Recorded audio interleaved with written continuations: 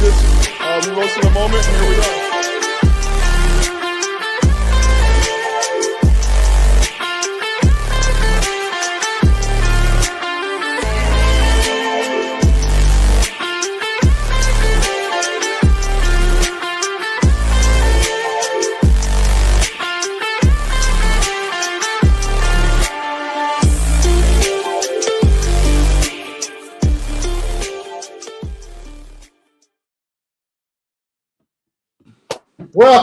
Welcome to the Long Distance Playbook. Today is the 31st of January. Man, this month has flown right by.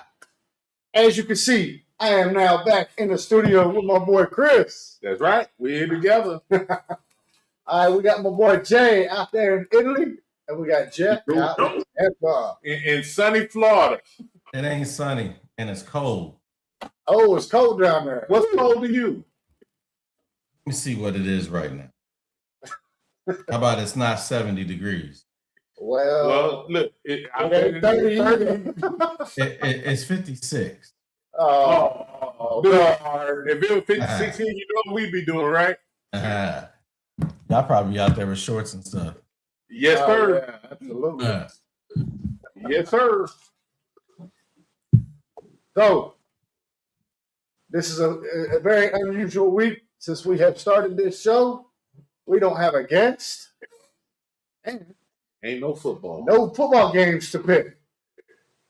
So we're going to turn the corner, right? Keep on moving. However, we always start the show with honors of the weekend. Right now, I ain't got none. I got one. You got one? What you got, Jeff? One. Elena Rybakina upset Sabalenka to win the Australian Open this morning. There you go. There's one. I like it. See, I didn't know that had finalized. Thank you for that bit of information. I know the guys finalized tomorrow, right? Give me started line. I think it's tonight. Might be. I think it is tonight. Let me check real quick. I use my source here. Oh, that was this morning at 9:40. Yep. Okay. That was a nice little upset. And then we've got, no, it is tomorrow. Well, I guess tonight, stateside, right, for us. It's 9:30 in the morning here in Germany, which that's going to be extremely early in the States. Hey. But that's what you get for playing in Australia, right? You're right. I'll read about it in the morning. Yep, absolutely. But it is Alcaraz versus Jokic. So with that, they're going to have a new champion because Sinner won it last year. So, and it's amazing how Jokic, he's like, what, 40, 41? Got to be close. Yeah, and still as dominant as he is? He ain't been as dominant. He's still in the top five. Well, I mean, to be 40, 41. The young kid is he's doing this thing. I think it's like Suarez or something. Alcaraz and Sinner, them two. Both last year, them two went head to head. So, you thought I ain't know nothing about tennis. I got you, Chris. Hold on. I like it. All right, so thank you for that honors of the week there, right there, Jeff. Now we're gonna move on over to. You got everything because I'm not on there. We're gonna move on over to the red card report. Here we go. So this weekend, or this week, midweek, we had the Champions League game. So definitely a lot of interesting games. So Arsenal ended up topping the table, which pains me to my heart, but it is what it is. But some of the games that we saw, Bodo Glimt, they beat Man City 2 weeks ago, beat Atletico Madrid yesterday. So that was a good one. Barcelona won. Bayer Leverkusen, for the people from Germany, they won. Benfica, led by ex-Real Madrid manager Jose Mourinho, went to Madrid and beat Real Madrid 4-2, which was a huge upset. Inter Milan beat Borussia Dortmund. Tottenham Hotspurs beat Frankfurt, and then Liverpool killed somebody. Man City killed some Galatasaray. So Chelsea beat the Italy Serie A champions Napoli, so 3-2 to solidify in the top 8. For those that don't know the way the Champions League works, you have the top 8 teams automatically qualify, and then teams 9 through 24 have to play in a playoff game in order to qualify moving forward.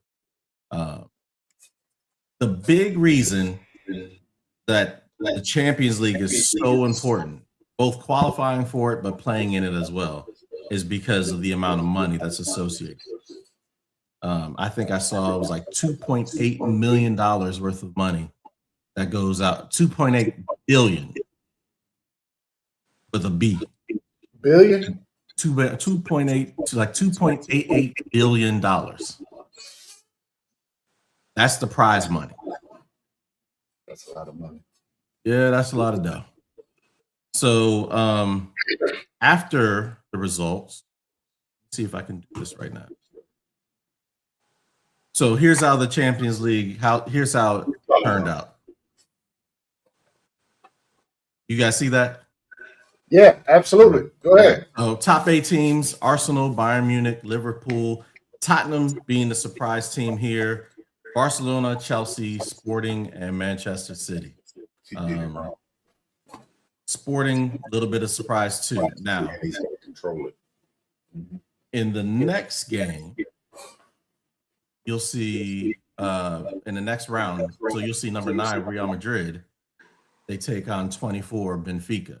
So Benfica just beat them 4-2 to make it into the top 24, and they get rewarded by playing Real Madrid again. I got to think Real Madrid's looking to get some payback on there. So wouldn't be surprised to see them put a licking on Benfica this next time around. But a lot of big names, a lot of big money, but a lot of teams that didn't make it, which are a little bit surprising. But again, here's the top 8, and they'll be waiting on the results that come after the qualifying rounds. All right. What else we have going on? Couple games this weekend. We have in England, we have Arsenal traveling to Leeds. We have Chelsea taking on West Ham in a London derby. And then we have Newcastle traveling to Liverpool. Be a good game. In Spain, we got Atletico Madrid and Barcelona playing, not each other, but they're in action. Germany, we have Bayern Munich taking on Hamburg, especially after they lost last week. Like I said last week that they were going to beat Augsburg like 5-1, and they ended up losing 2-1 for their first domestic loss of the season. I got to think that Hamburg is probably going to take a whooping this week to make up for what happened last week. So, what's up? So Jeff, yeah. So when you say take a whooping, you mean like they're gonna beat them by like 3 goals? It's gonna be 4 or 5. It's gonna. So here's how I'll relate it to other people. See, 1 goal is like 7 is like a touchdown, right? So if I win by 4 goals, I done won by 28 points, which means I done take you out to the woodshed and you got whooped. So you telling me to bet on that game for them to win by at least 3 goals? Yeah, after what happened last week, yeah, I think they're gonna get their lick back. Let's go get some money. Look. Hey, you got to send us a Warno shot. Make sure we remember to go make that bet. Absolutely. I'm just saying, like Vincent Company, if anybody watched him play, he ain't play around. So after last week's performance, he's not gonna go for it. So, and then today, Napoli, after losing to Chelsea, will play. They play in Italy as well. Tomorrow, Sunday, in England, both Manchester United and Manchester City play. United's playing Fulham, Manchester City's playing Tottenham. So this should be both pretty good games. In Spain tomorrow, Real Madrid is in action. And then in Germany tomorrow, Borussia Dortmund will play. Yes, elsewhere. Italy will take in Italy. Inter Milan will go to play Cremonese, and then Juventus will take on Parma. And then PSG tomorrow will be playing Chelsea's B squad, which is Strasbourg. And then finally, so this is the time of year where I spoke about the transfer season. It's starting to peak up. You got a lot of transfers, but smaller players, but they're moving a lot. Still haven't had that really one big transfer yet. But as a deadline approaches, people do stupid stuff. So I'm waiting to see some stupid money be spent and see players changing jerseys moving forward. So, but that's about it on the Red Card Report. Some good games this weekend, both Saturday and Sunday. I'll be tuning in as soon as we finish here. I'm going to the couch. I'm watching Chelsea. So. Okay. So, it is my time. It is that time. It is time for the lightning round.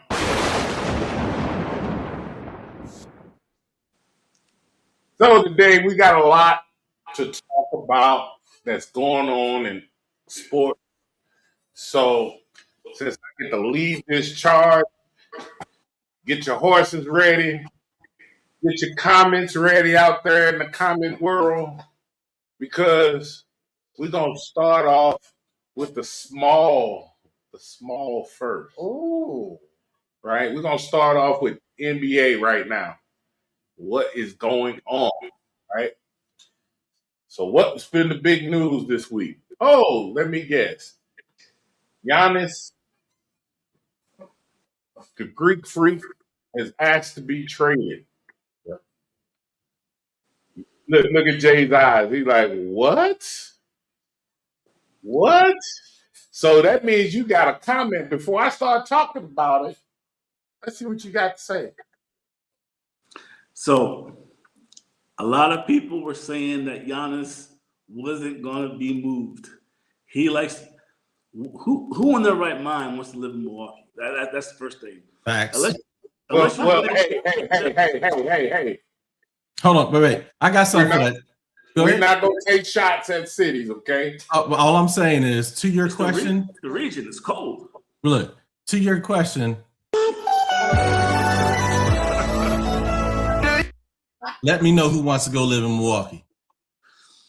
And I guarantee you ask 100 people, just random dudes off the street, is it, hey, bro, you can live wherever you want to live. Hey, he got Milwaukee is not coming up. Nobody's saying Milwaukee. Nobody. That is championship town. Green Bay and Milwaukee is right there together. Come on, man. Milwaukee they got a ship. Right? Laverne and Shirley didn't even want to live in Milwaukee, and they got stuck working in that damn factory. I'm telling you, it's not happening. Not happening, huh? So with him being with his family moving out, there's a lot of people, and it just hasn't worked since Doc Rivers got there. Since Lillard can't stay healthy, everybody was thinking they were going to be the Knicks. Knicks are basically right now. They're the hot team that everybody is like, wow, Brunson is doing what we thought Giannis and Lillard were going to be doing once they got together. And they just hadn't materialized into being the front runners in the East. How can Boston be where they are right now without Tatum, and they're consistently winning? And we see what Milwaukee is. It's called Jaylen Brown. yeah, Look, and he was out last night, and I think they still won. they did. They got a better team. We talked about it last week.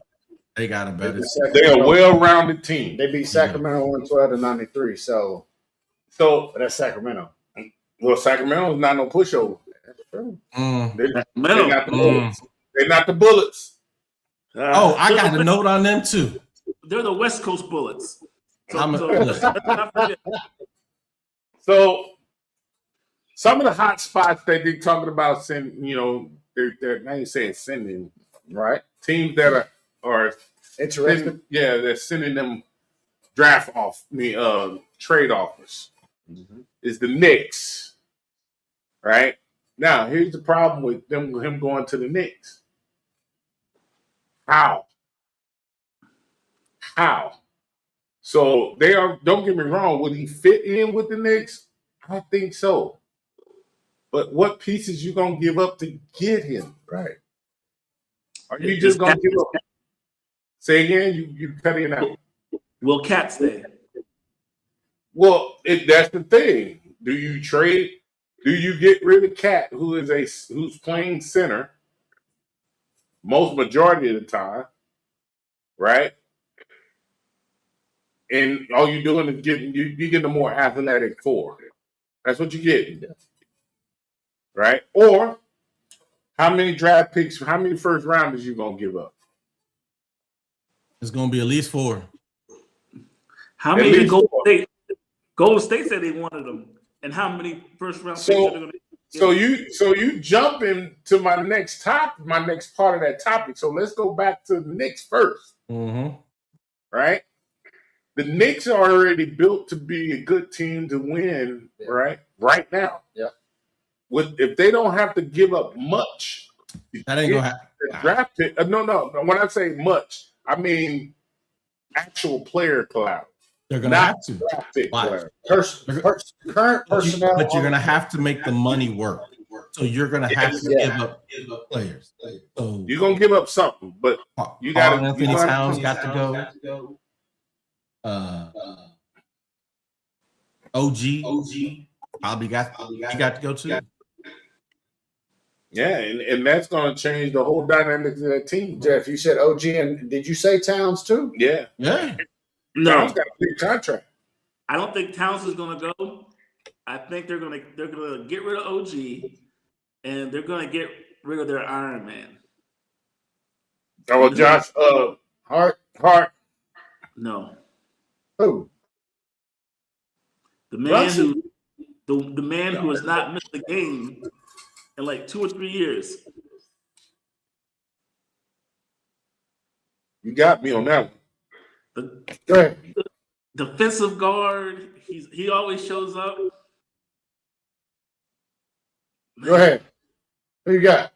I can't remember his name, but the only people it can be is it's either Jordan or Mitchell Bridges.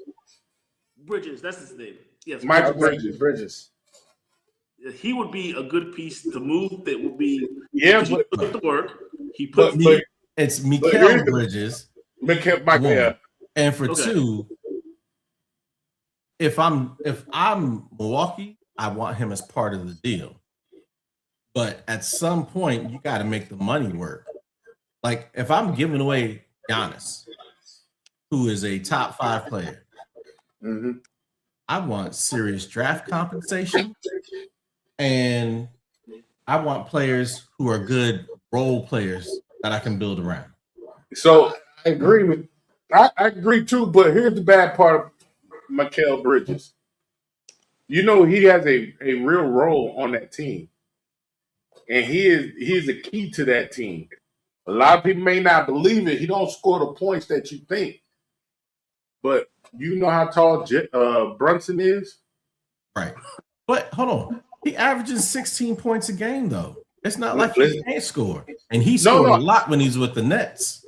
Right. But listen where I'm going with this. His job with the Knicks is not to be the scorer. He get his buckets when he get them.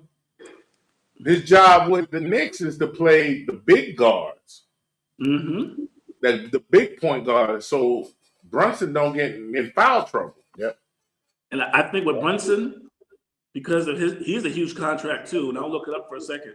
But right now, like he said, he's 16 points a game, 5 rebounds. On another team where he's the front runner, he's easily making 22 or 23 points a game and 7 rebounds. All right. But we talked this in our business meeting real quick, right? And Jay brought up a good point, Jeff, as well, right? So the NBA is one of the few fun organizations, right? Where, let's say Golden State wants to try to get him Next thing you know, you'll get the Nets, the Hawks, the Celtics, Yeah, they'll Oh, get a king, yeah. and they'll all figure it out. Next thing you know, Giannis is on the Warriors, right? So all these teams collaborate and they get picks, they shuffle stuff around to help each other in a sense. So since we gonna just keep going, poking the bear, Golden State, we're gonna go ahead and go to Golden State. Well, right? I was just using them as an example. So Golden State has really no player collateral for them to give away. But what they do have is a lot of draft collateral. Yes. And that's what they're pushing. They're talking like they're going to give up their first round and the unprotected first round all the way up to 2032. That's a lot of years. It's still not going to work. Hey, they'll make it. If they want it, they'll make it work. They'll figure it out. They will have to get rid of either Draymond Green because of the contract, or Jimmy Butler, who nobody wants because he got a torn ACL. Yes. So, and that's the catch. They can bring in third and fourth teams, but you got to make the money match. So we're talking about 3-team deals here.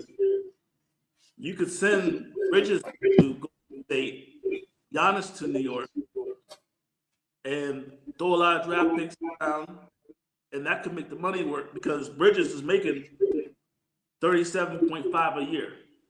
Why would Golden State want another guard? They just lost Butler. I mean, he's a slash small forward. You know? Yeah. But they got Melton, they got Moody, they got Gary Payton II. They got a ton of guards over there. Right. But they don't have defense tenacity with Curry. But okay. So when y'all finish talking about the Golden State and making the things work, I got a overall question about trading. All right, hold on. I got another team that's in the mix of this too. Who? Y'all done with Golden State? The 76ers. Ooh. Who they gonna give up? I'm good. Hold on. Say that again, Jeff. Who they gonna give up? Who they gonna give up? They have a lot to give up. A lot to give up. Hold on. I would say number one. There's only one player that I'd want from there. Who's that? Maxey? That's it. Maxey ain't going nowhere. Well, guess what? No trade. Go find someplace else. All right. Look, trust the process. But here's your process, though, right? If you're gonna give up money, and you give him up just for the simple fact that he's gonna buy himself out of Milwaukee immediately, you give up Paul George, right? You give up Edge. Look, this is what I'm saying. You give up Edgecomb, who's going to be forced to play, right? And you give up some draft picks. And that team stays solid. No, that team sucks. Want to know why? I'm going to tell you why. Because you can't have Embiid and Giannis on the same team. They occupy the same places.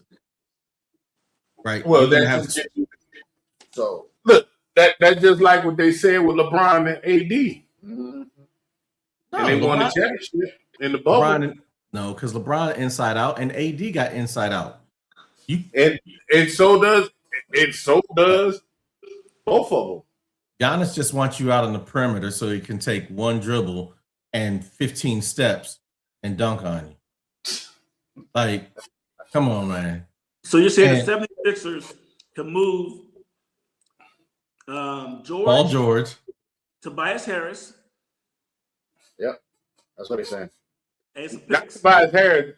They're gonna go for the youth. So if I was the GM and that was my option, I would give an Edgecomb who's a young talent, right?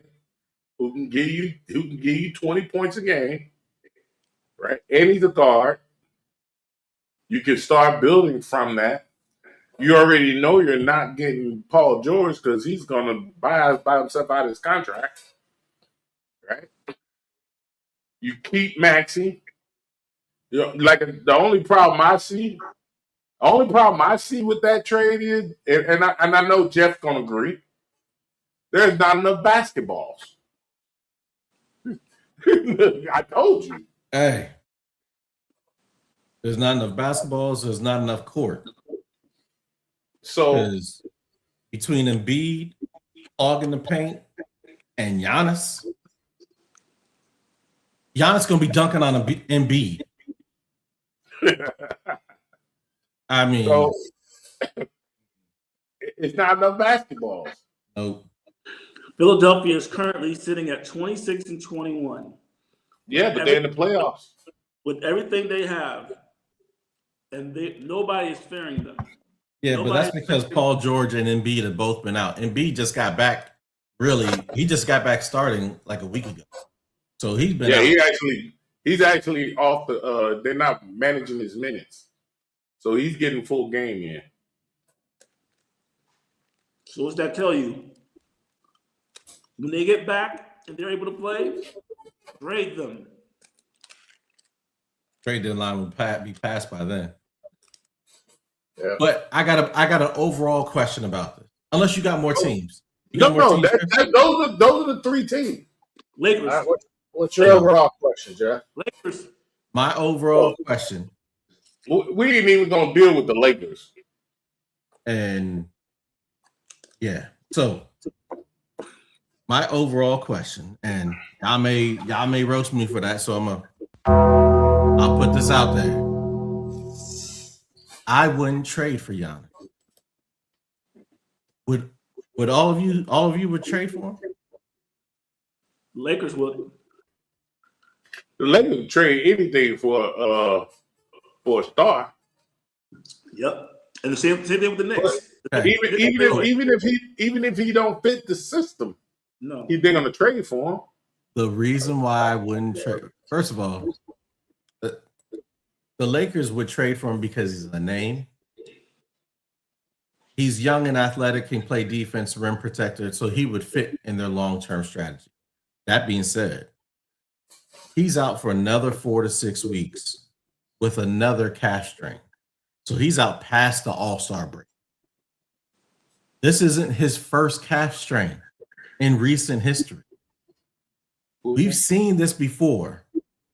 What happens when players have calf strains and they keep re-injuring them? We saw it with Kevin Durant. We saw it with the dude from the Pacers. Halliburton. Like, they're tearing their Achilles. Yeah. But as many times as he's hurt his calf and he's had a calf strain, I can't touch it. That's too much money and too much investment and too much I'm going to lose for someone who kind of seems on the brink. But it's still that potential. And they sell tickets. It's about putting energy into. I'm trying to win. I ain't worried about selling tickets. I'm an NBA owner. I'm making money. Regardless, I'm making money. They want more money. And that's why you trade for them. I'm gonna make money even if I don't have them. But at least I want to have an opportunity.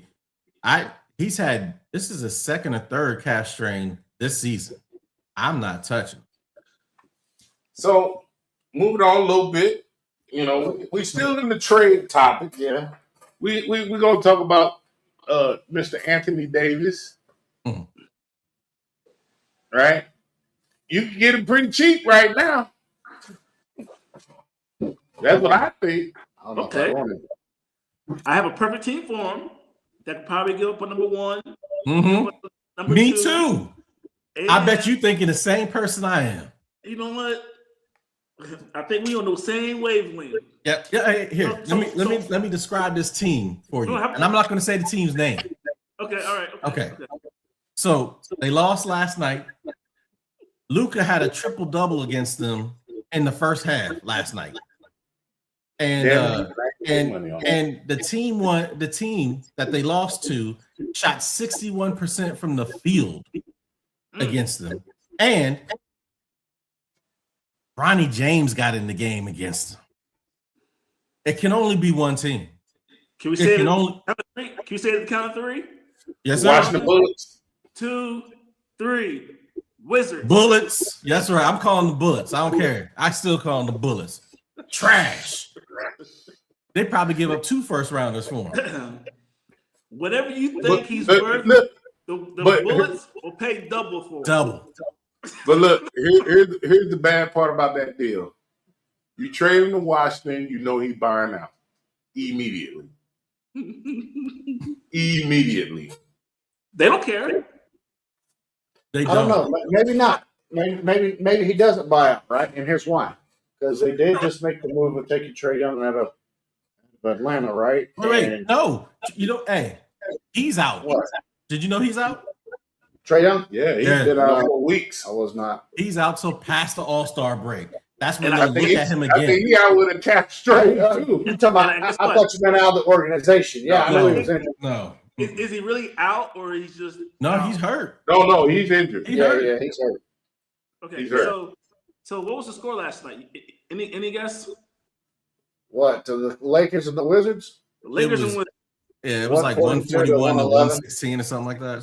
So if you took the Lakers over 140, then you were pretty much comfortable. Hey, So look, 142. y'all gonna leave the Wizards alone. They made No, me we some not. money. No, we not. They made me some money this week. Nah. They won a game this week. Oh, look at that stunning look. Guess who they beat? Sacramento. Guess who they beat? Sacramento. No. Who they They beat? beat Milwaukee. Oh, oh, because Milwaukee 3-11 without Giannis. That's why they trashed without Giannis. So Who's the coach out there now? Doc. He's still Doc coaching. Rivers. He's He's still in Milwaukee. It cost them too much money to get him. not for long. I think they jumped the gun on getting rid of the previous coach, right? And then getting Doc They Rivers did. in the middle of the season. I think They they did. jumped the gun on that. Doc is in a bad situation. He's got. Listen, what I'm saying. Before you jump in, number one, you come in the middle of the season. You don't have the per player personnel that you want to run whatever you're trying to run. No. Doc Rivers, he came in last season in the middle of the season. Exactly. That's Now, my this point. season is inexcusable. It's still the same situation. If you coming in, you're gonna be, hey, coach, what you need to win? Oh, I need a point guard who can last the whole season. Wait. Okay. It's Right? worse this year. It's worse this year than the year before. Last year I could give him a bye, right? Because everybody and here's why, Jeff, right? Okay. Because everybody thought he was coming to the team, gonna be able to do something, right? And they weren't blowing out everybody when he came over to the team, right? But then Damian Lillard gets hurt, right? And when your offense is focused around Damian Lillard and Giannis, and Damian Lillard's gone, now you've only got one, and everybody else is like, well, now we're all going to focus on you. So This season is not necessarily a Doc Rivers fault. It's somewhat of his fault, but it's also GM. So Why are you not making trades? so- Where's this going? So who was the free agent? Miles Who Turner. was the key free? Thank you. Miles Turner. Mhm. That was the only key free agent they was able to sign. Yep. And Bobby Portis missed like half the season because he got So, suspended. so what I'm saying, Mm-hmm. he still has it. Like the bad part is if he gets fired, right? Jay, hit him Mhm. with it. Oh, If he gets fired, it's not going to be because what he's trying to do on the court. He don't have the players that he needs to do it. wait. Oh, I just figured out why the Bucks are trash this year. I just figured it out. I know why too. Because last year they made a trade. And they traded for a player from the Wizards. You know what? You right there with me. I mean, look, everywhere And- this dude goes, he trash. And when we get to the Wizards, he was awful. Kyle Jay, Kuzma. He's that's Kyle why Kuzma. I just said. Yes. That's why I just said maybe this isn't. It's somewhat on Doc Rivers, right? No, But But he's I on think the it's on GM. Jim. He I think it's on the GM. He probably didn't have that choice in that. That's deal. why I said I think it's the GM. Look, The GM has a choice. Look, I know that. I remember that trade because they were supposed to send Kyle Kuzma to Charlotte Because for Mark Williams, look, and they Failed the physical finagled their or way out of it. Yeah, they Yeah. finagled their way out of it. hey, real quick, right? So with all the trade talks and everything, right? What teams would benefit that's already within playoff contention, right? What teams would benefit by picking up Giannis or AD, or what do those top teams right now need to do to solidify their place? Well, Because the bottom could use any help. Let's be honest, right? well, what the top teams? well, I will start with the Knicks, right? Okay. What do you think they need? The Knicks need they don't necessarily need Giannis. Okay. They need another true scorer. Okay. Cat is a good scorer, but he's a third option. He's a big guy who can shoot threes, but what you gonna do when he ain't hitting them threes? Because he ain't a dog in the paint. Say that again. He ain't a dog in the paint. Exactly. Right. He a big teddy bear. That's what he is. Mhm. Soft. So you like the Knicks need guard play. They need a true guard to come in, help Jalen Brunson. Can guard. You ain't got to be a super guard, defense, but be able to guard and be able to be a threat on the offensive side of the ball. All right. Would a Chris Paul help that out? No, Okay. I'm just asking. no, because now you got two players. You got two players who dominate the ball. Gotcha. Right? So I would look at the Knicks. Now, a team that don't need anybody but would love to have an extra body would be Detroit. Okay. I was thinking that, but if I'm Detroit, do I want to give up any of my draft picks or my young players for AD? That's my point.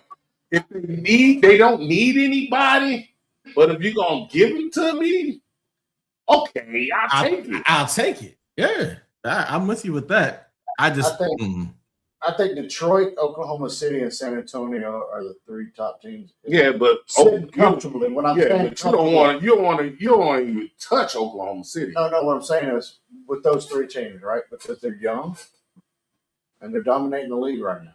I got a team that's going to give them in the West. Going to give people problems if they can get healthy. Who? Denver. Joker just came back last night from being out. And put up a triple double. Yep. So cost me money. So and they play Oklahoma City tomorrow. But they need to get healthy. They need to get Cam Johnson back. He should be back before the All-Star break. They need get Aaron Gordon back because he pulled his hamstring. They get those two players back, and it's going to be a problem. Now here's the funny part. Giannis going to them. They will flip the narrative. Lights out. They will flip the narrative. Well, you can't guard it because you got to play point. Well, the Milwaukee Bucks, Kyle Kuzma said that he's the best small forward in the game. He says this. So this is what he believes. So it has to be Doc Rivers' fault then. Because you know what? They're not playing to Kyle Kuzma's strengths, right? What are those, by the way? Can you define those? He's a poor man's Jordan Poole. That's what he is. Oh my God. So now we're gonna move on a little bit. Ja Morant. Young talent. I got one for him. Sorry. I got one for him. We don't do that here, sir. Oh. Young talent. I think he need to really, as a player, I think he still need to grow a little bit. Yeah. You know, he don't get me wrong. I'm not first of all, when I make this statement, I'm not comparing these players as the up and coming of this. He plays as a young Jordan. All he wants to do is dunk. Remember when Jordan first came out of college, he was a dunker. Not a, he scored 69, but he worked the mid game, and he worked on the rim. All he wanted to do is get in the paint. Paint or jump shots, yeah. Yeah, but in the mid game, that's all John Morant has to progress. I'm glad you caveated that because I agree. I think that I wouldn't trade for John Morant because at some point his athleticism is going to catch up to him. Yep. He's got to develop a consistent mid range. He's got to develop a good three ball. If he doesn't do those things, and his immaturity tells me that he's not going to do those things. So for me, I'm not touching him. He's immature. He likes his little gunplay, hanging with his buddies. Wannabe thug. You go ahead, man. You have him. He's going to end up being a free agent.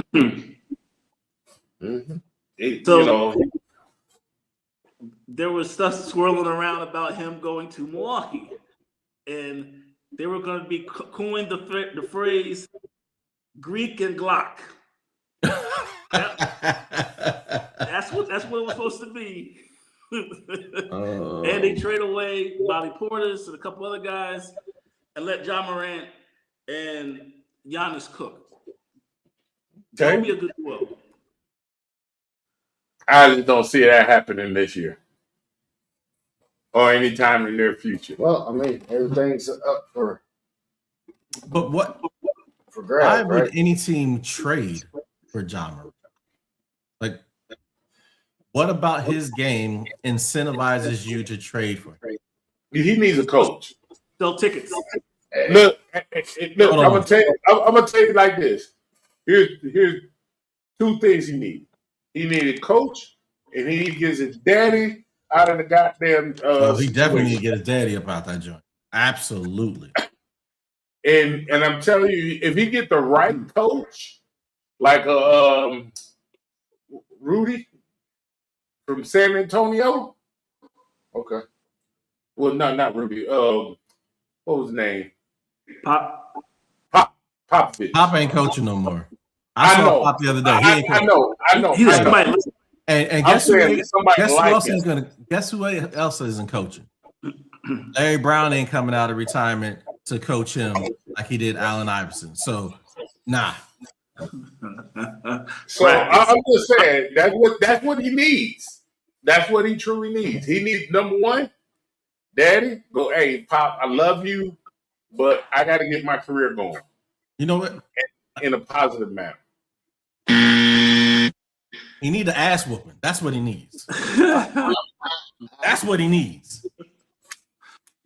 Look, so when it comes to Morant, he still has the excitability of a young Derrick, that energy that Derrick Rose had before his knee injuries, that excitement.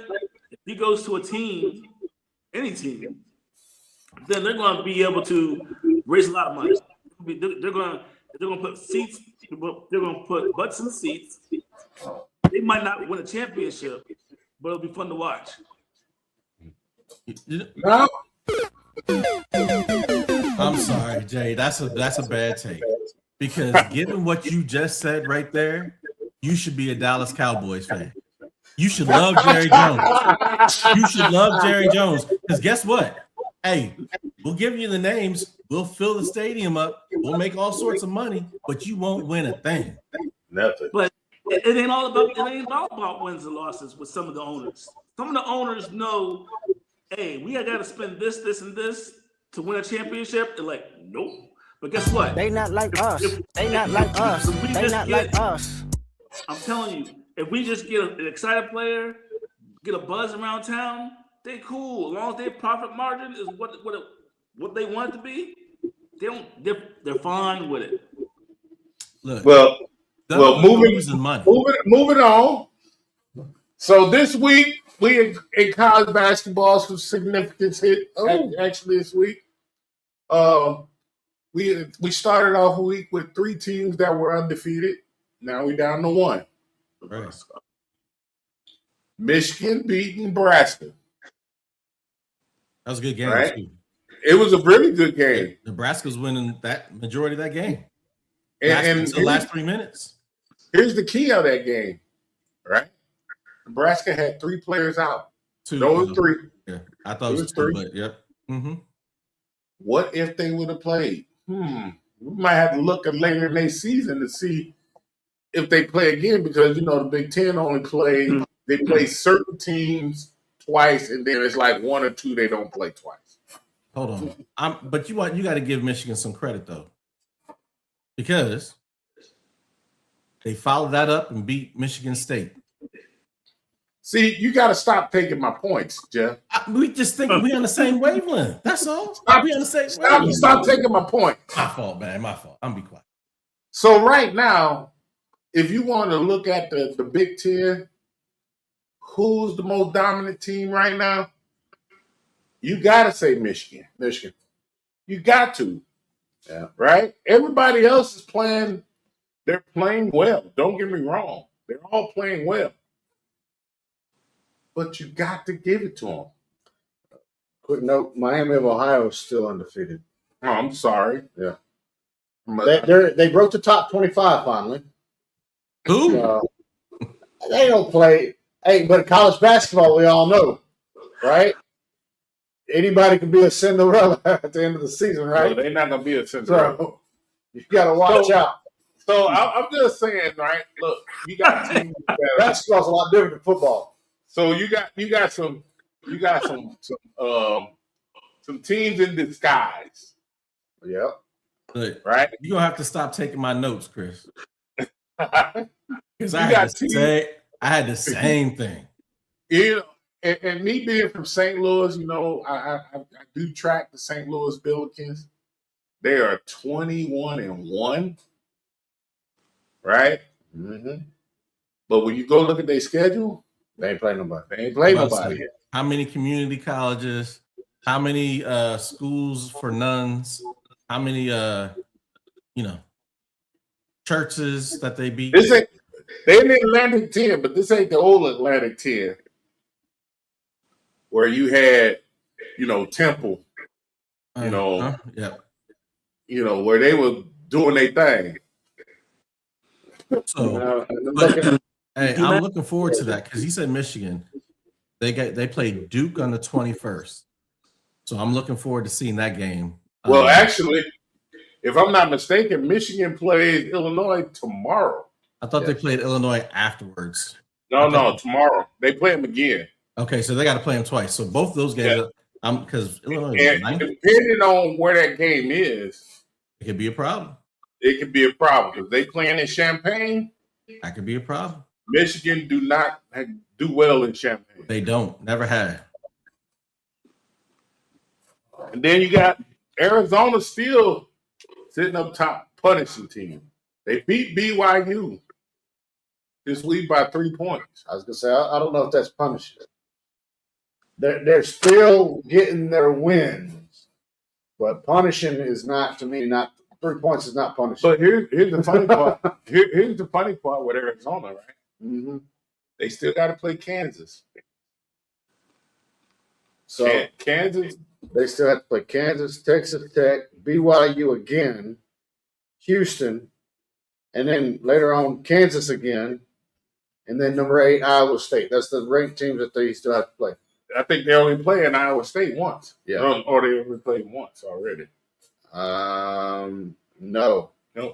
So that's that odd matchup. They get one game, right? Iowa State has been a team that just, I don't know how they just come up with these wins, man. They are like, they're not even a spotlighted team until the season start, and then they start mauling teams, and then they'll lose a game, and then they'll just keep going on the normal pace.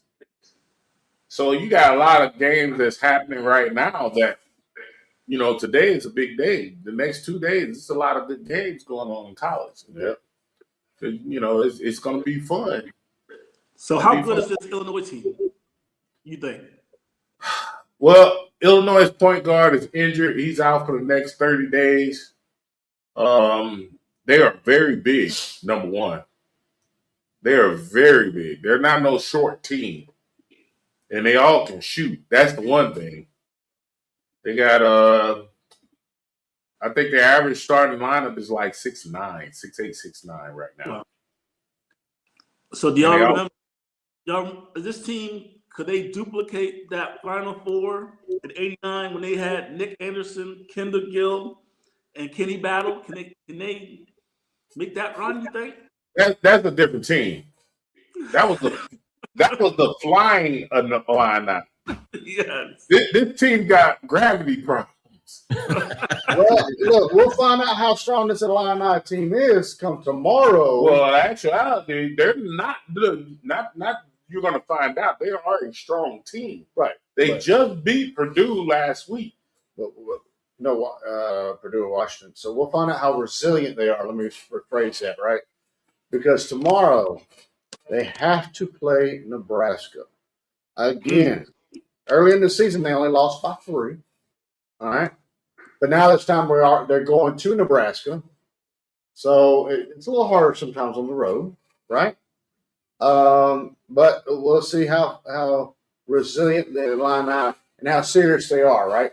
Because if they beat Nebraska, how serious they are. Well, because if Nebraska, hold on, time out. Nebraska beats them. Time out. Hey, can I get a something just sound for that? Oh my word! That little saying he just said. Because you know what, you don't track the line now like I track the line now. Correct. So I will let you know on past history, right? Mm-hmm. The last 3 years, Sweet 16, Elite 8 twice. Okay. Right. So that tells you they're always where they need to be. The coach does a good job at what he has. He's good at finding those recruits. I'm not saying he's not.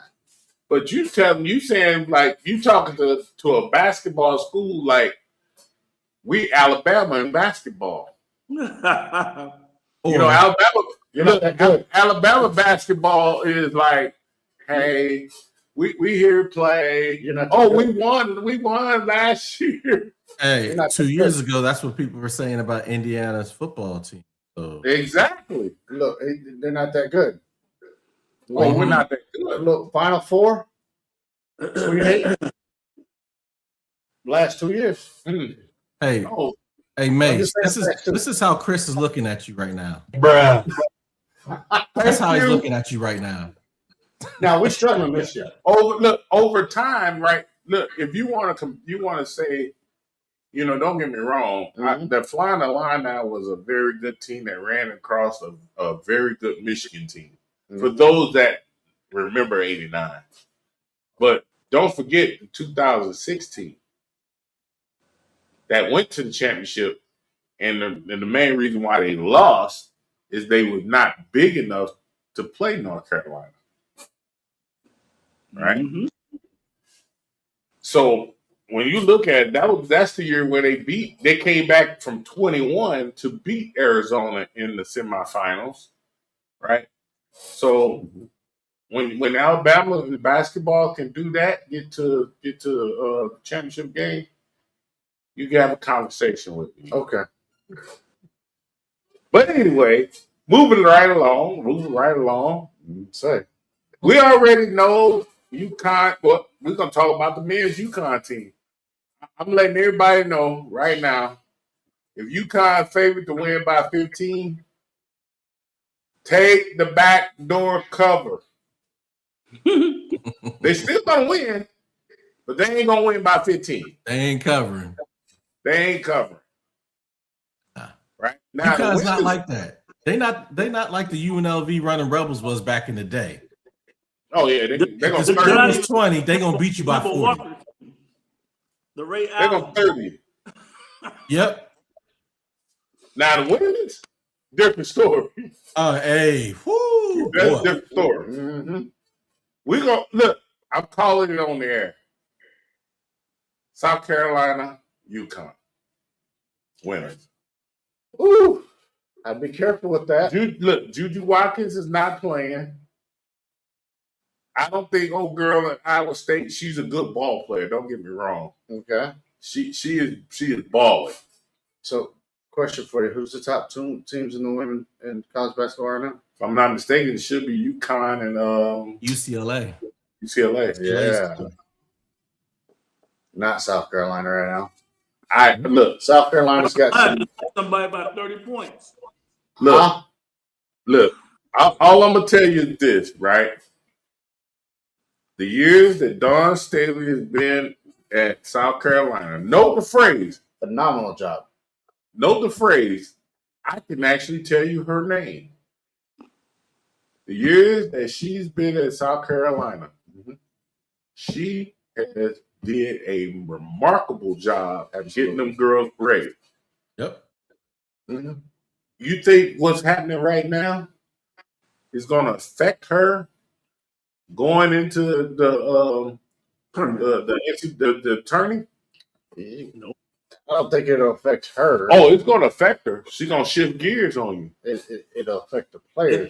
And Jeff was trying to be, try to poo-poo her success just because they can't win 85 games in a row and they can't stay focused 85 games in a row. I'm telling you, they're going to lose some games, but when it comes to time, they're going to be in the Final Four. Easy.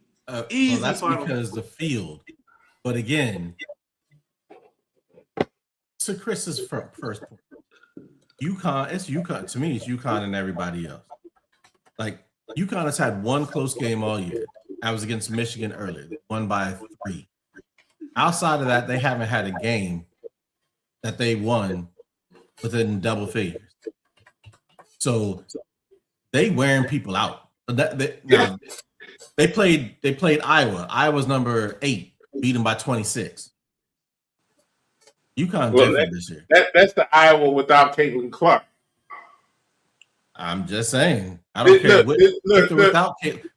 Hey, you know what they say with time, right? Before the birth of Christ was AD. BC. In Iowa's terms, it's before KC. Before Caitlin Clark. And after Caitlin Clark. You got CC. You got before CC and after. Yeah. You got the BCC and the ACC. Got it. There you go. So, Iowa, don't get me wrong, Iowa's doing their thing. Yeah. The coach there is a great recruiter. She is getting girls coming in and buying into their system. Yep. I wouldn't be surprised if they don't win the Big Ten again. Right? Wouldn't surprise us. So, on that note, gentlemen, we're going to take a small commercial break. And then we got to talk about some NFL. Ooh. Thought we wasn't picking games, Chris. We ain't picking games. We talking about NFL. Right after this. We can pick some coaches.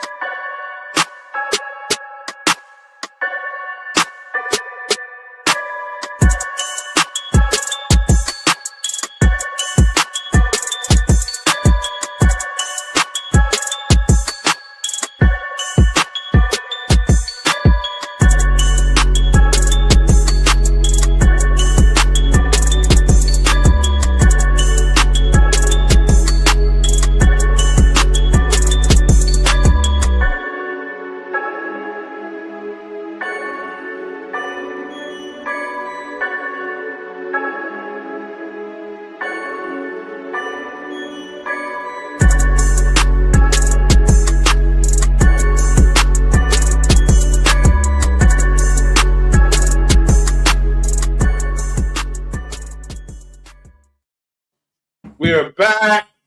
We're still in the lightning round. We talked about the NBA. We talked about NCAA. We talked about the women's basketball. Yeah. Now we're going to talk about golf. What's going on in golf, sir? Well, right now, Justin Rose, he's at the top. The top of what? The leaderboard. Of what? The Farmers Insurance Open. Okay. That Torrey Pines out in California, right? He's 4 strokes up over S. Power. And yesterday, I think he was up by when I caught it, he was up by a stroke. And Power and Lauer were right below him. Lauer went backwards. Power stayed where he's at, but then Rose even gained a bigger lead. So it's also Brooks Koepka. He's back in PGA. So it's interesting. Some of these players have swapped back over to the PGA now. They had to take a fine, and they paid that fine. Like they hurt no money. Well, yeah, especially after you sign a $100 million contract, right? You hurting after you sign a $100 million contract, then you definitely need to see a financial advisor, right? But no, so he made the cut. Yesterday was the cut. Saturday's called moving day because generally that's when everybody starts shuffling around and everything. So just keep tuned in. Golf's in full swing, and that's all I can say about that right now. Okay, all right. Hey, Jay, anything significant happening in baseball? Woo! We had a good week, baseball. Nobody is complaining about Hall of Fame status. Oh. No. Coopertown. So Barry Bonds has come up about him maybe getting in because of Carlos. Not Carlos. Yeah, Carlos Beltran. Beltran getting in. So there might be some movement going on with Barry Bonds and some of the other guys getting in. Jeff Kent was a stretch. Should have never made it. Was a stretch. So you take Barry Bonds' just Pittsburgh Pirate career is better than Jeff Kent's whole career. That's a fact. Yeah, so we got the also the owners are getting a little upset about the Los Angeles Dodgers, and they're in talks to try to make a hard cap where. And I'm glad you're bringing that up. Do you think it needs to be that way? This goes out to all of us. If I'm a Dodger fan, I don't agree with it. But as a baseball fan overall, just because it's the way that their sport is structured, they need a cap more than football needs a cap. Yeah, I agree. Small. So basically, what you're saying is small market teams can't win if they can't compete financially. I don't think that's true, Jeff. And I agree with that. Just mainly the fact that there's 162 games. It's not like football where you only play 16 games, or you play a long. You're going to see the fruits of your labor when you put the money in. If you put the money into baseball, there's so many positions to fill. It's not like basketball. If you have one or two stars, you're going to the playoffs. You could have a Mike Trout spend most of his career not ever going to the playoffs. Tell him to stay healthy. How about that? Well, even when he was healthy, they still didn't make it. And he had Ohtani. So that shows you put the money in, you got a better chance of making it. And since they expanded the playoffs, you get a better chance. You put a little money in, you might end up like the New York Mets, who went all in and they have been relevant. The only reason why it's different is because less teams in baseball make it. The reality is this. I think they have I know they have. I think they have 2 tiers of penalties, right? So my problem with it is this: You said 2 tiers of what? of a salary cap. Oh, okay. So here's my issue. There's too many times that I've heard about Yankees or the Red Sox in the past where they had to pay $60 million because they were over the cap by such and such. And then I hear about the Cincinnati Reds and their entire payroll for their entire roster would be $35 million. Okay. They got $60 million from the league. They're not even reinvesting it. They're not even reinvesting it. They're sitting there pocketing the money, and the owners are getting rich. The fans are coming out being fans, supporting the team, but it's not being reinvested back in the team. So here's what I would say. Go ahead. If you want to do something like that, no problem. But the amount of money they get back in revenue sharing for the teams that are over salary cap, all that money needs to be put towards their roster. So that makes a good point, right? So I'm gonna say I'm gonna give you two things that happen. All right, I got the top 10 highest paid rosters in MLB baseball. We already know who was number 1, but do you know who was number 2? From last. Where's he The at? Mets. The What are you Mets. talking about? You talking about The in terms of salary? Yes, the Mets, right? It's the Mets. Dodgers They and the didn't Mets. even, they didn't even make the playoffs. You Right. gotta have pitching. After that was Toronto. We know what they did. Yep. After that was Philly. You know they made the playoffs. After that was the Yankees. They made the playoffs. There's Right? a trend. There's a trend here. After that was Boston. Oh, yeah. You know what the trend They is? did make the playoffs. If Yeah. you spend money, you have a better opportunity of winning. Ooh, novel idea. So what? Why is it that why you have a farm system? I know it. I really know the answer. There's no real question there. Oh, I got the Right? answer. Go ahead. The reason why you have a farm system, so the 5 teams that you just named, can take them from you as you get them ready, because then they'll see the potential, and then they're going to pay them what you don't want to pay them. That's the farm system. So Not wrong. So I'm going to say this, right? Mm-hmm.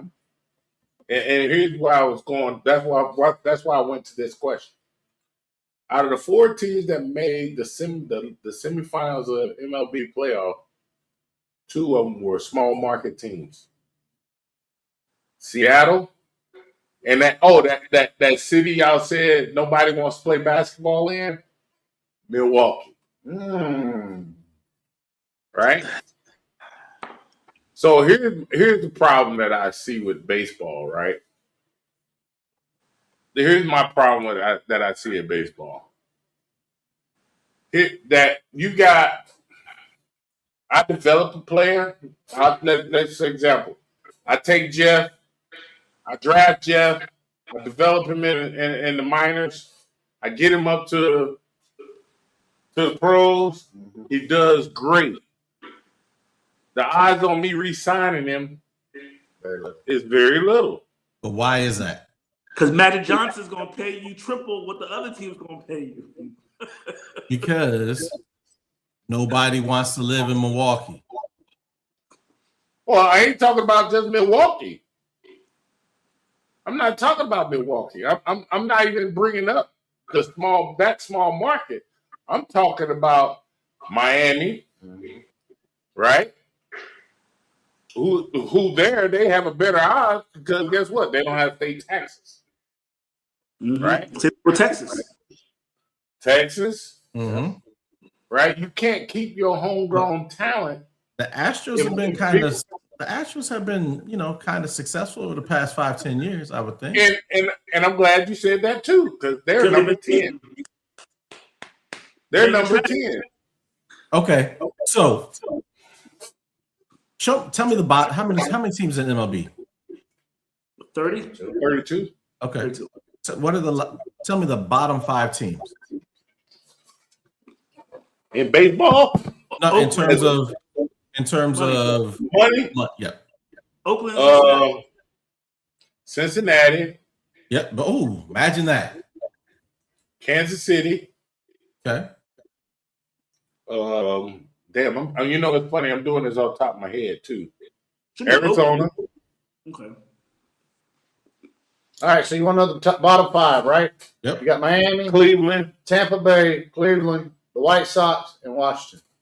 Mm. Now, that's your bottom 5 right now on spending.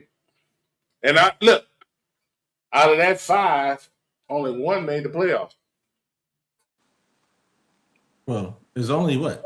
How many teams make the playoffs altogether? 12 or 6? 8. 8. No, Right. no. 12. Well, They counting wild playoff. card. Because you got to play. All right, so 12 out of 30.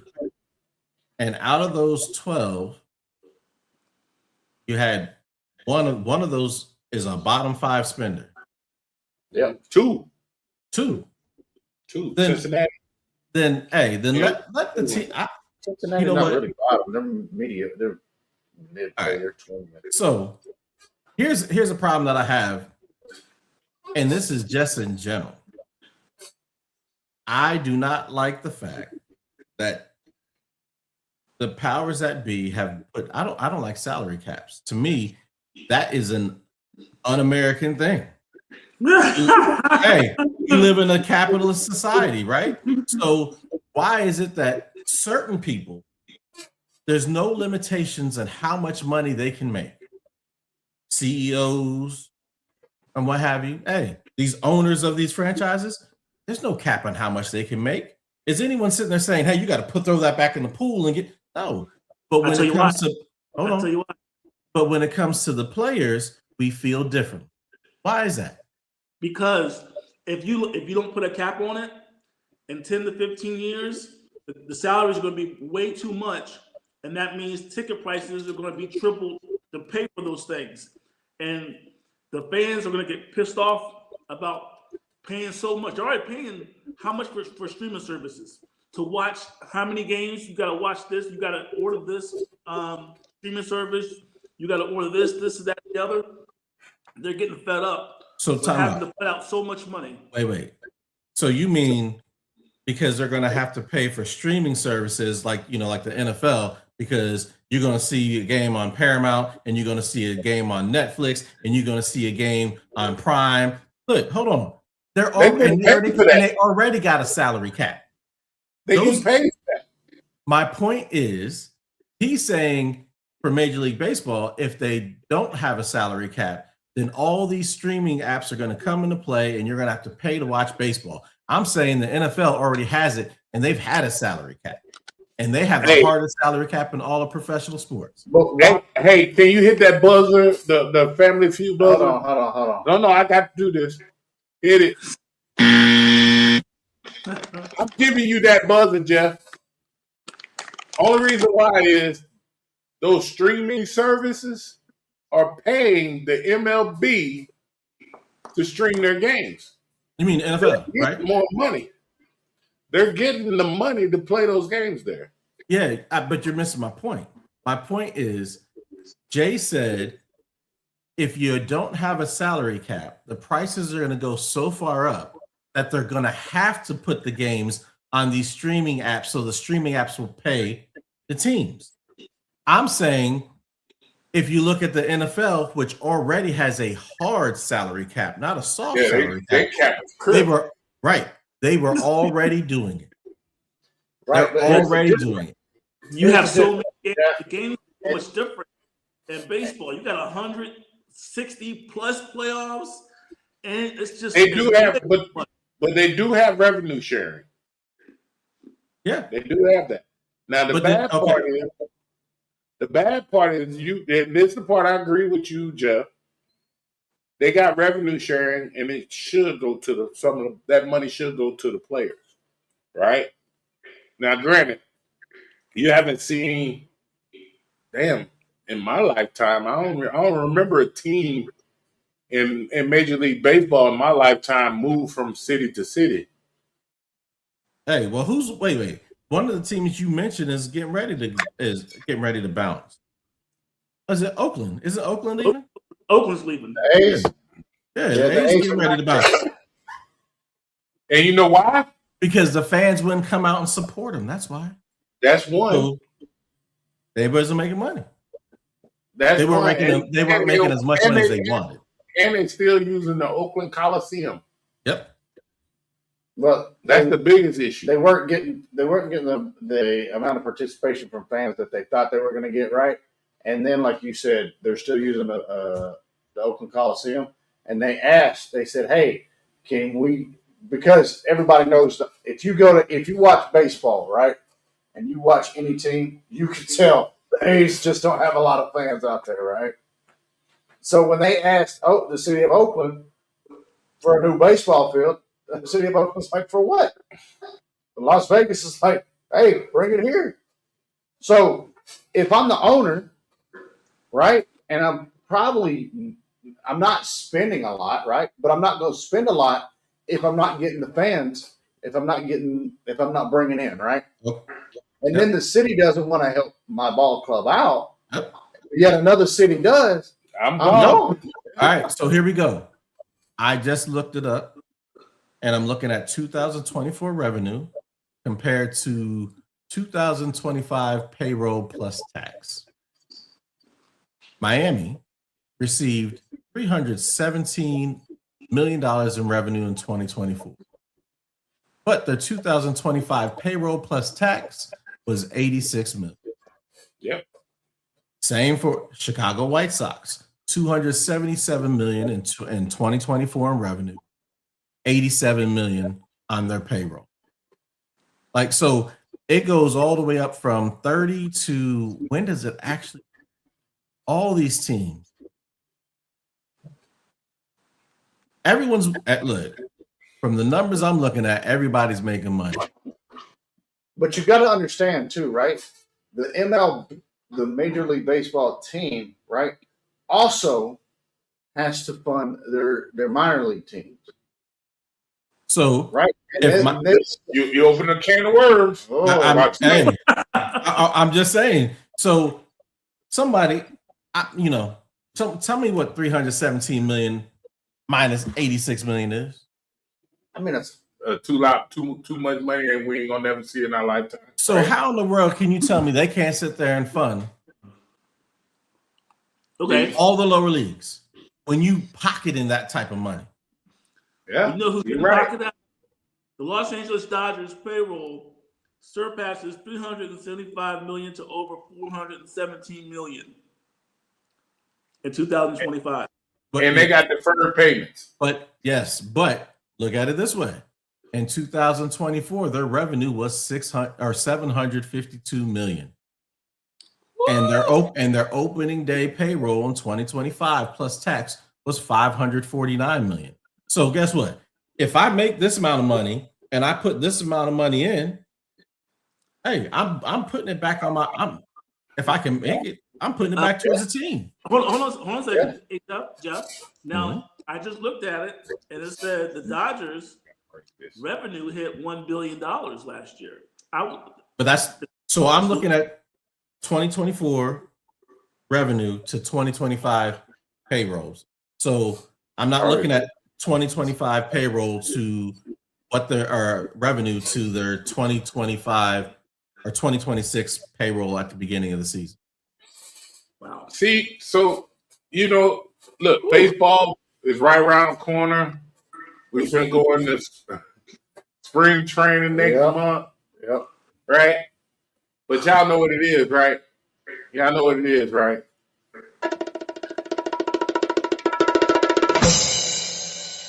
NFL time. Yeah.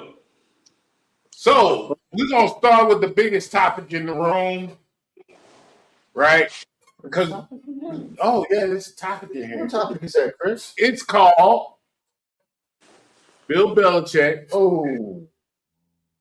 supposedly. But no, this is not a. It's not official. Getting snubbed into the Hall of Fame. Now, we ain't got a lot of time to really talk about this. We all got our points. Mm-hmm. So we go, because we got a lot to cover in the NFL. A lot. So I'm laying the ground rules right now. Right? We going to go the max 15 minutes. Okay? The max. Bill Belichick getting snubbed for the Hall of Fame. He should have been, my opinion, I hate Bill Belichick. He done stole a Super Bowl from us. Mm-hmm. But look, don't get me wrong, when you're the smartest guy in the room, you're going to learn to win. Let's see, 8 rings? 2 as a coordinator, 6 as a head coach. There's nothing to say he ain't ready. So, what's your opinions? Do you think he got snubbed, or do you think that he does not deserve to make it? All y'all better answer correctly. That's all I know. Go ahead, Jay. You threw the flag. I'll jump in right now, and I would say he got snubbed to get in this year. It's not a Pete Rose type of deal where they're just going to ban him and not put him in. What they did was, and this is a way that it's a little wonky the way that they have it. You're teetering. Where you have only a certain amount of slots for seniors to get in. So he's not a player. So he goes into the category of Roger Craig, Ken Anderson, and all those other guys, in which they get taken off the ballot completely. So the committee is like, okay, we know that Bill Belichick was involved in cheating. He cheated the game. We know this. And we have a clear chance. Did he cheat the game? Did he cheat the game? Yes. And we have a chance to make a statement. If we know what you did. So go ahead. We're gonna make a statement. He's not gonna get in this year. We know about the 3 or 4 championships that are tainted. So we're gonna go ahead and keep him out and let everybody know from moving forward. If you cheat, this, that, and the other, we will remember it. Okay, but do you agree with that? I agree with him not being in for this year, but my God! He's still going to be a Hall of Fame. He's still going to be in the Hall of Fame. Bruh. Go ahead. Stop. Okay, yeah. He's still going to be in the Hall of Fame, but to be a first ballot Hall of Famer, then no, I agree with it. Come on, Jeff. Come on now. Okay. Give us your point. I got a couple questions. If the coach with the 7th most wins of all time is in the Hall of Fame, why won't the coach with the 3rd most wins of all time be in the Hall of Fame? That's just a simple concept. 222 to 333. Paul Brown, Bill Belichick. If the coach with the 16th all-time in terms of wins is in, and the coach in terms of playoff wins is in the Hall of Fame. But the coach with 31 playoff wins, first all-time, isn't.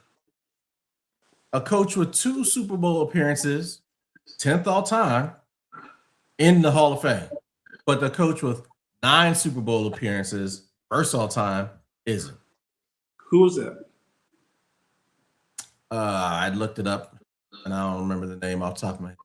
Were they first ballot Hall of Famers, or did they wait to get it as well? Again, hold on. Let me get to my point.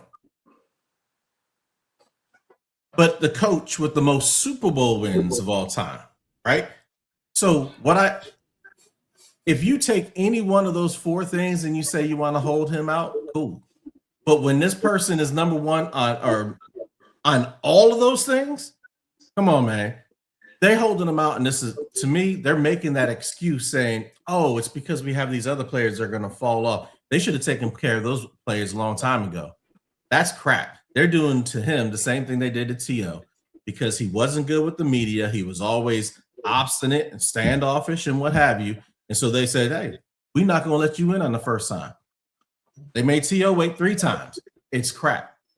Honestly, if how you treat people hold matters. on, wait. So here's the People question: matter. Is Tom Brady going to get in first ballot Yes. Hall of Famer? So then why isn't? And he's arguably the greatest quarterback ever. Bill Belichick's the greatest coach ever. Why is it different? Well, we don't know if he's going to get in on the first ballot. Hold on. So I'm gonna tell you why. I'm gonna tell you right now why Tom Brady gets in on first ballot. He won all those Super Bowls with New England. True? Yep. Right? How many losses did he take in the Super Bowl? With New England? 2. Three. Was it 3? No. 2. He lost to the Giants.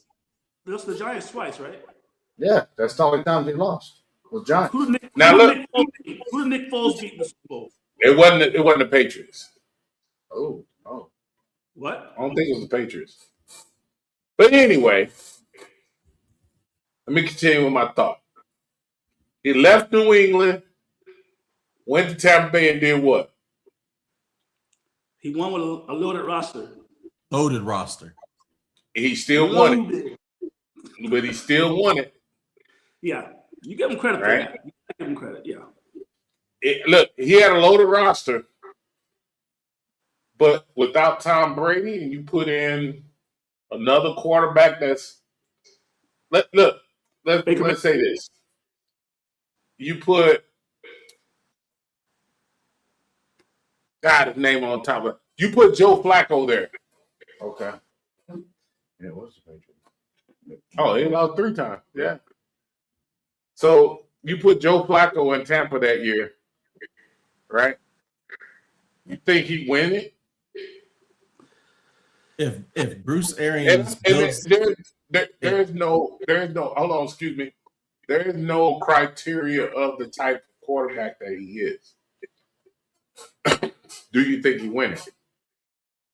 If Bruce Arians builds an offense around that quarterback, then they have every chance to.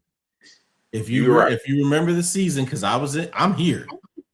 The first half of the season until the bye, they were struggling. Tom took Bruce to the side and said, "Hey, this is what my strengths are. This is how I like to ball." And from that point forward, they took off. So if you build it around the strengths of that quarterback, absolutely, because that team had talent. So basically, you said if you build it, they will come. All I'm gonna say is that team, all they needed to do was they had to get Jameis to stop throwing 30 picks to the other team. Well, yeah. His name ain't Jameis. It's English. Just so you know, it's English. Right. All right. So, hey, Jeff, you said so. Don Shula, Chuck Noll, and Tom Landry were the only 3 head coaches to ever get put in on their first chance to get into the Hall of Fame. Okay, and if you look at their numbers compared to Belichick's, I think Belichick looks favorably on them. Now, here's the key question that you might not understand. He might not get in because he may come back to the NFL. Could be. I don't think anyone's going to take him, to be honest with you. You never know. You're right. Could it be? I've seen worse hires. Could another reason be that that people feel like maybe instead of Bill Belichick carrying the Patriots, Tom Brady did? I don't know. You got to remember. The coach still has to put everything together. I understand. No. Bill Belichick is a defensive minded coordinator coach. Mm-hmm. His job was not to control the offense. His job was to make sure that the other team offense didn't score. I mean, I don't understand the committee's thought process, right? And with that being said, him filming the other teams, it's not a good look. And you know how some writers if you cross them, they're gonna make you pay. Not everybody, but some of these riders, you do it, and they're gonna remember it. They But remember it. but here's the problem that I have with it. Yeah. As someone who can vote on going in the Hall of Fame, there's an expectancy that you are going to be professional at your job.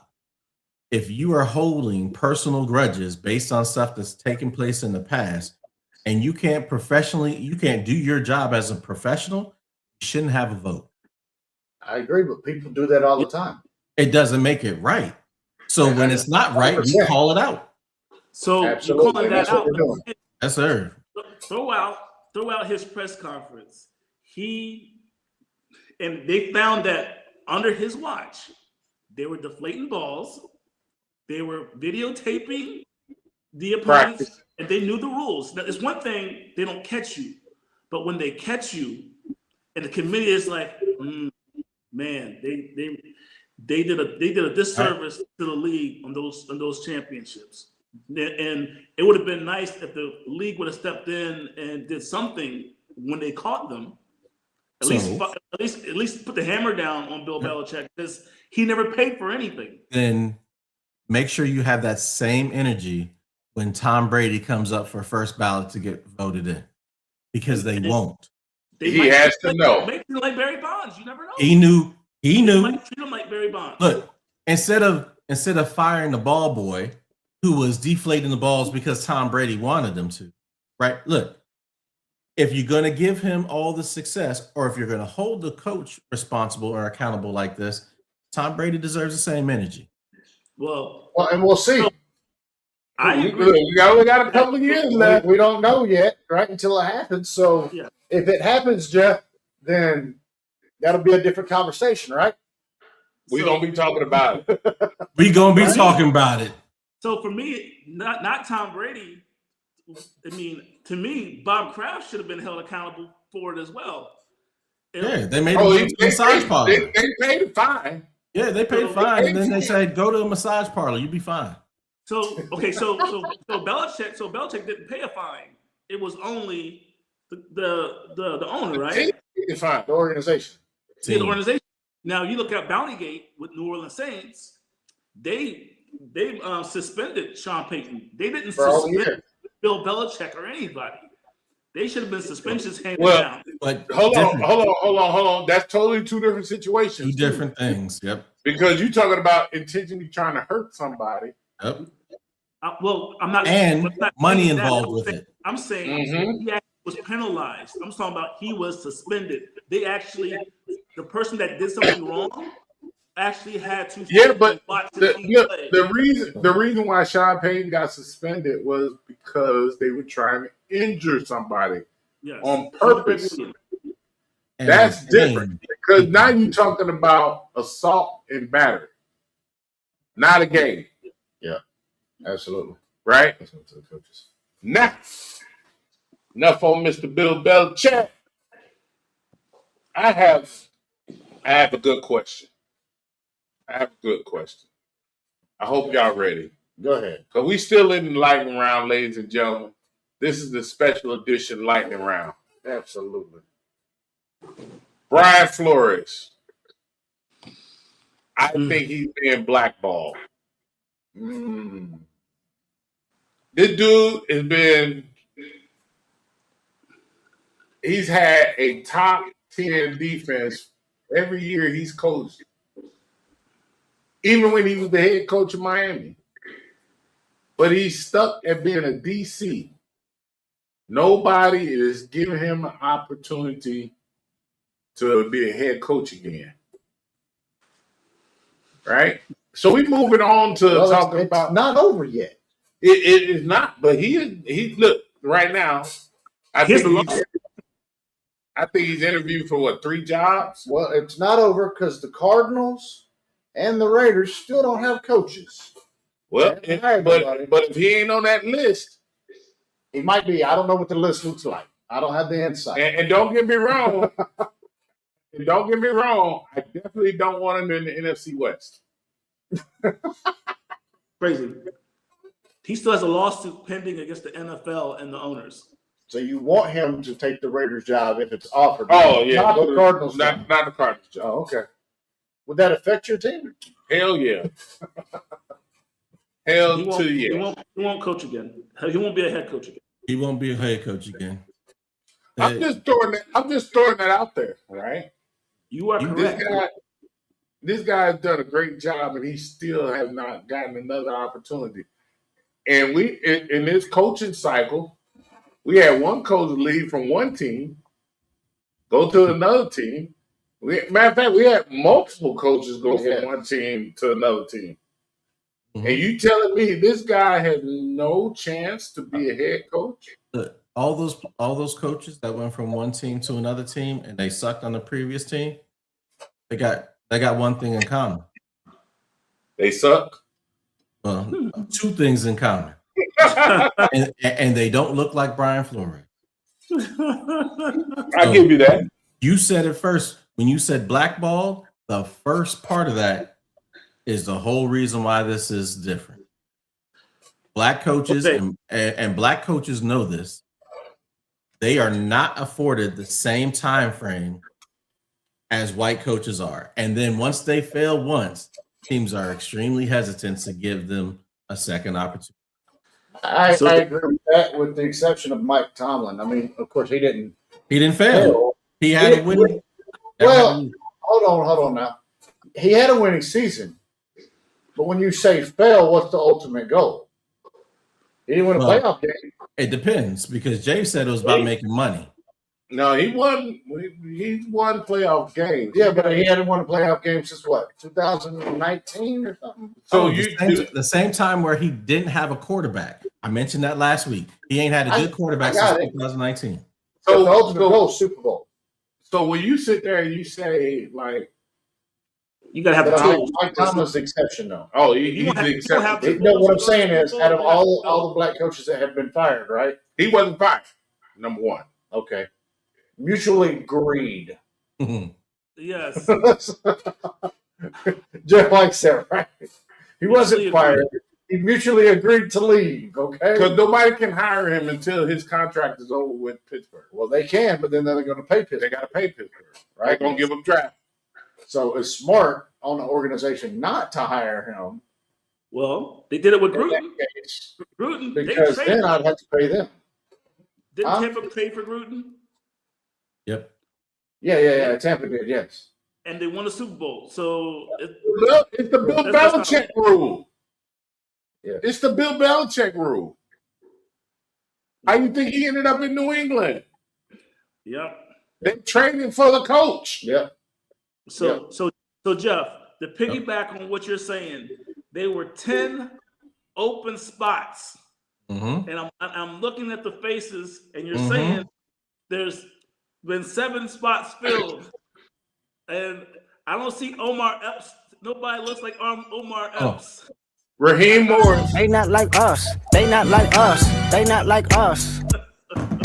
Raheem Morris is still in the running for the Arizona job. Real quick, Jay, because you got the list, right?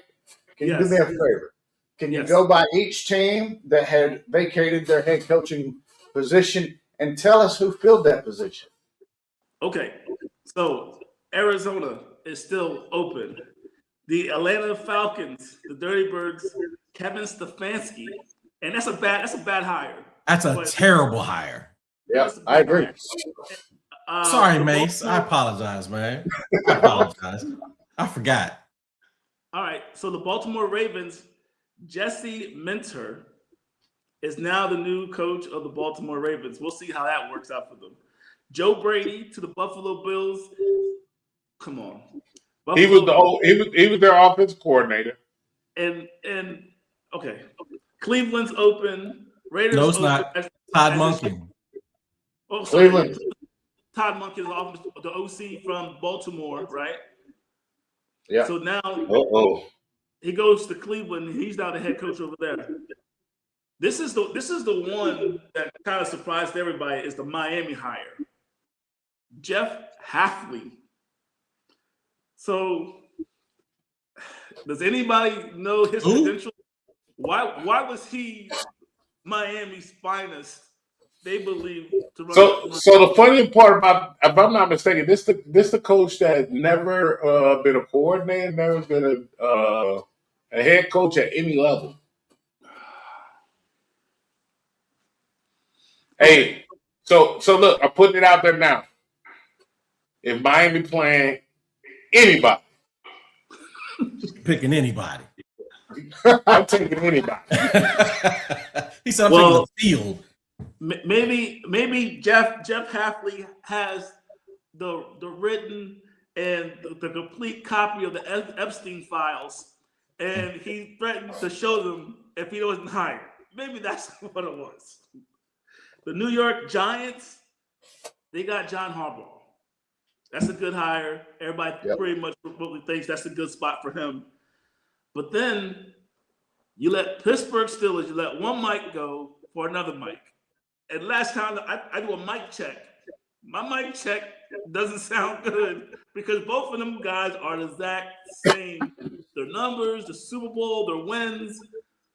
And look, and guess what? They got something else in common. What's that? Who was Mike McCarthy's last quarterback when he was in Green Bay? Oh, Roger. Who's gonna be his last who's gonna be his last quarterback in Pittsburgh? It might be Rodgers. Might be Rodgers again. No guarantee on that yet. And then Rodgers gonna throw him under the bus again, and then it's gonna be a whole. And then lastly, the Tennessee Titans, Robert Saleh, and I think he deserves another shot. But we'll see how he does in Tennessee. So I actually do like that hire, and I'm gonna tell you why. He's got it. Only reason why I like that hire, that defense was not bad, right? He's just gonna change it a little bit. Mm-hmm. The question is, who is he gonna bring in to mentor Cam Ward? I got you. You ready? They hired Brian DeBoer as offensive coordinator. Yeah. Not a bad one. That's a good. You know what?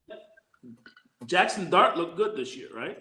Remember, Brian DeBoer was at the beginning of his career in Buffalo. So I think Tennessee hiring the coaches that they did will at least get them on the right track. Now, obviously, they're not going to be playoff or Super Bowl contenders. You never know. I would say immediately. You never know. You never At least know. not Super Bowl. Maybe playoff, not Super Bowl, not immediately. Could happen. What, shot in the dark, right? Super Bowl bound either. Huh? Nobody thought the Patriots were going to be Super Bowl bound that fast either. That's true. You never know. That's true. I mean, a lot of Look, stuff we look not only the Patriots, the Carolina Panthers making it to the playoffs. Yeah. And a lot of people didn't see that. I did. I'm sorry. I did. My bad. I did. You said the Panthers.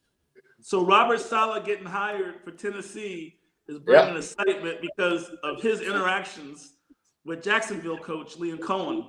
I'm not sure if you remember this, but they had to be separated in the middle of the field after the 49ers lost to them in Jacksonville. So there's no love lost. Seems like he might take that personal. No. Oh yeah, he might take that personal.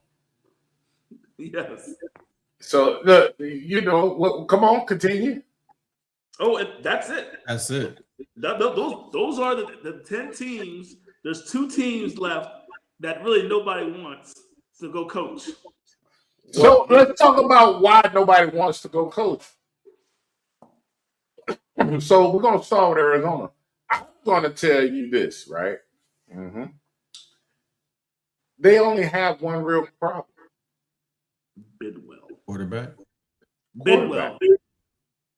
Okay. Well, the owner too, but my bad. But the one big problem is not just Bidwell, it's the quarterback.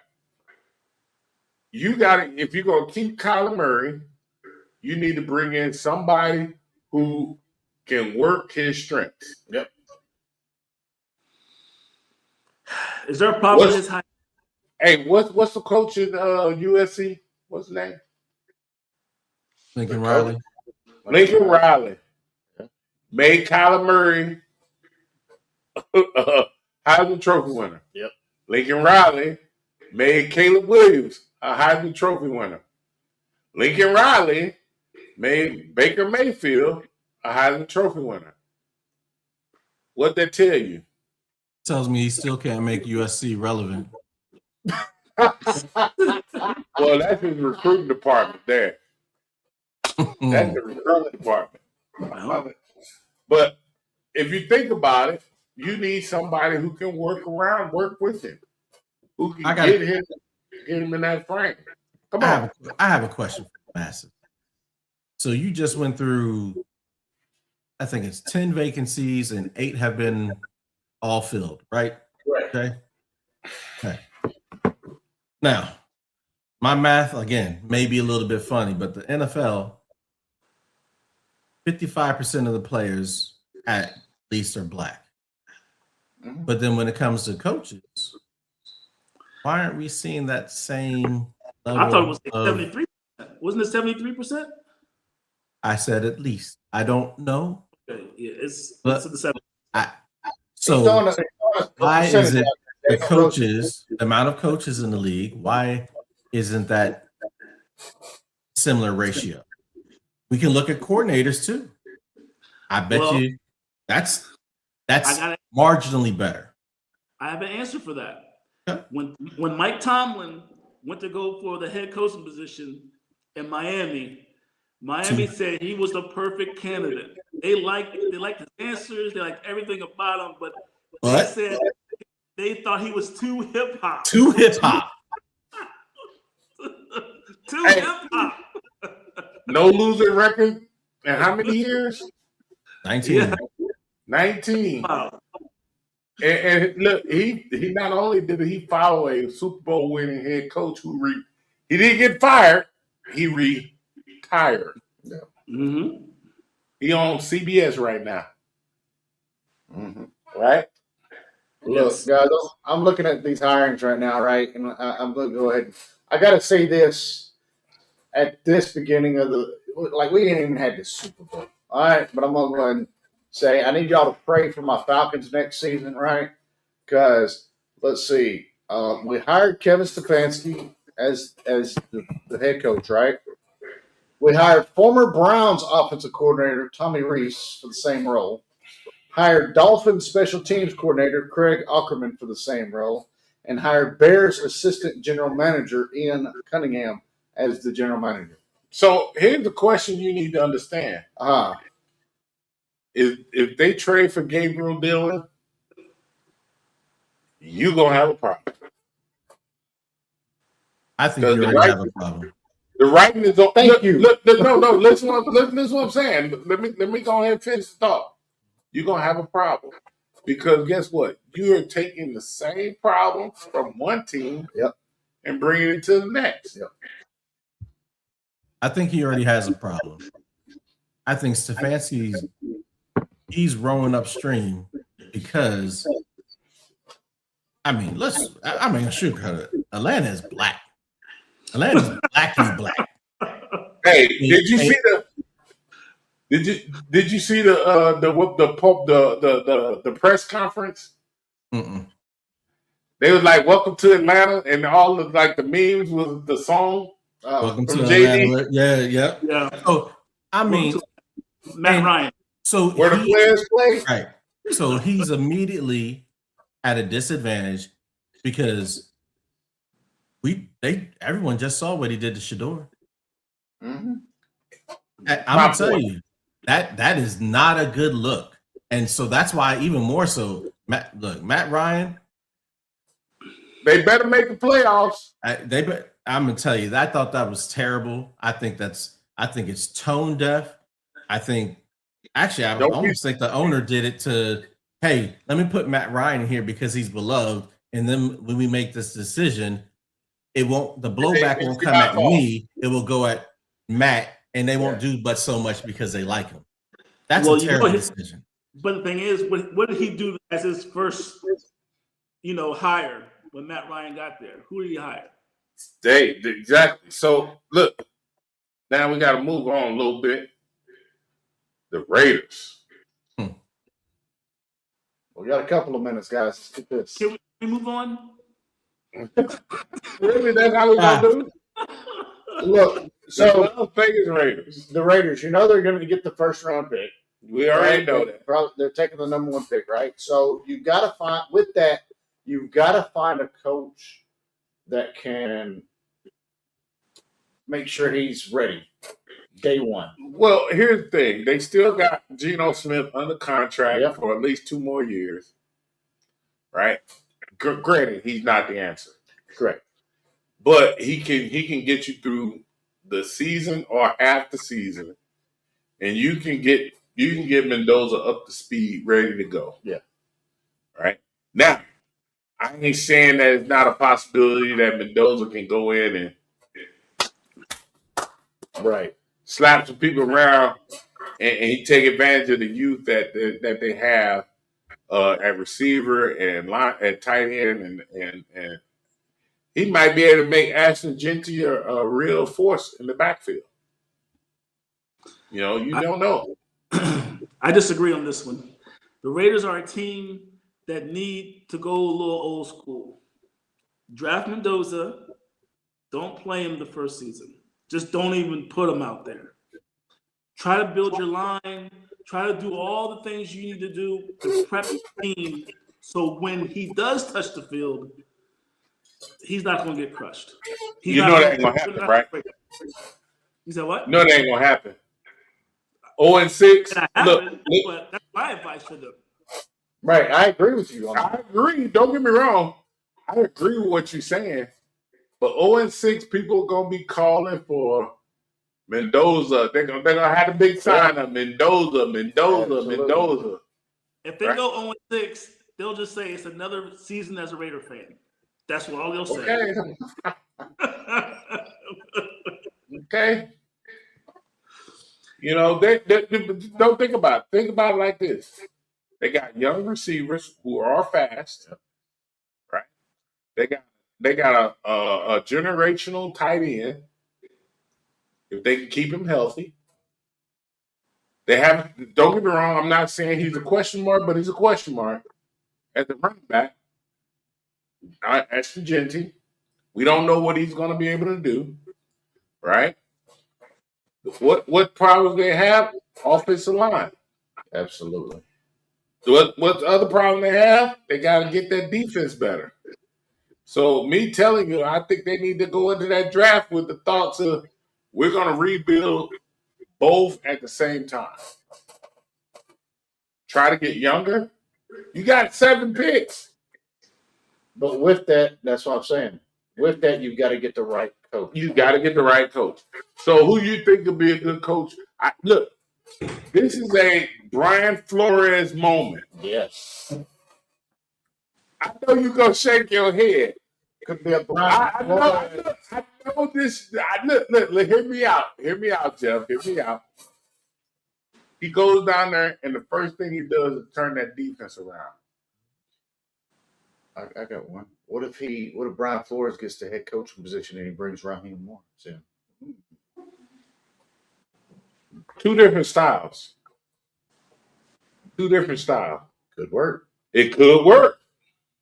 I think the most important thing for Oakland, assuming they take Mendoza, is that they have the right offensive coordinator and QB, not necessarily the head coach. Like, I need the head coach to be a leader of men. I need someone who's going to be like a quarterback whisperer to Mendoza. What's up? This guy. Hey, right here, offensive coordinator Chris Hunt. You got it? Yes. He has it. I'm just saying, I think that's what they need, right? I'm in the third league, but I average 30-some points a game in the third league offense coordinator. I'm just saying. Anyway, but I want to thank everybody for tuning into the Long Distance Playbook. My name is Chris. His name over there in Tampa is Jeff. My man down in Italy, Jay. And my partner in crime, old David. We want to thank everybody. And remember, we are a military loved family here, right? And if you own a business and you would like to get some advertisement, please shoot us an email at, and my guy's not doing his job, the long distance playbook at gmail.com. We'll see y'all next Saturday where we're going to be talking about the Super Bowl. Absolutely. Unfortunately, I don't want to talk about it. We may have our special guest. We may have a special guest, Mark Rippon, the former Super Bowl MVP. For the Washington Redskins, he played for a few teams. His son has played quarterback in the NFL for a few teams. I think he's still in the league. But we'll see y'all, and y'all have a great rest of your Saturday afternoon. NCAA basketball today, NBA tonight. Currently started already is the UEFA League, right? Is that what it's called? What's going on? I'm not good with the. We got the regular leagues. It's regular domestic play. Regular domestic play. Go check out your favorite team. If you don't have your favorite team, go find you one. All right? Because that's what I'm doing. Y'all have a great Saturday. We'll see y'all later. Peace.